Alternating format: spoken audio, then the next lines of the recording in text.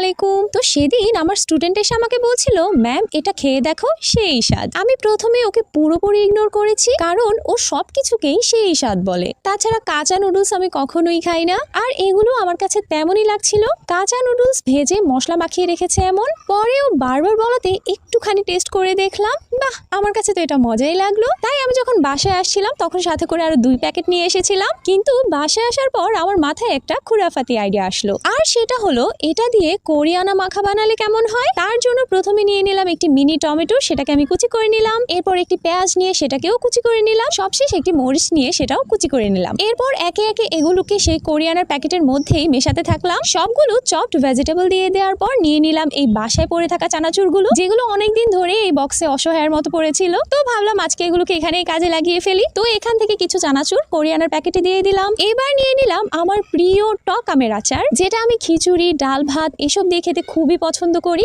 যাই হোক, সে আচারের বক্স থেকে ছোট 1 চামচ তেলও এর মধ্যে মিশিয়ে নিলাম। সবশেষ এখানে আমি ছোট 1 টুকরো লেবু স্কুইজ করে নিয়ে প্যাকেটের মধ্যে সবকিছুকে রেখে ভালোভাবে খুব সুন্দর করে মিশিয়ে নিলাম। মিশিয়ে না বলতে গেলে ঝাঁকিয়ে নিলাম, যেভাবে এই চানাচুর আঙ্কেলরা বিক্রি করে। সবকিছু মিশিয়ে নেওয়ার পর আমার এই কোরিয়ানা মাখা তৈরি। আর এই একটা বাইট যে কতটা মজার তা আপনারা বাসায় ট্রাই না করলে কখনোই বুঝবেন না। তো আপনারাও কোরিয়ানা বা এভাবে যে কোনো স্ন্যাক্স আইটেমকে বাসায় এনে এরকম সবকিছু দিয়ে মাখিয়ে খেতে পারেন, খুবই ভালো লাগবে। দোয়া করি সবাই ভালো থাকবেন, কাছের মানুষদের ভালো রাখবেন। আল্লাহ হাফেজ।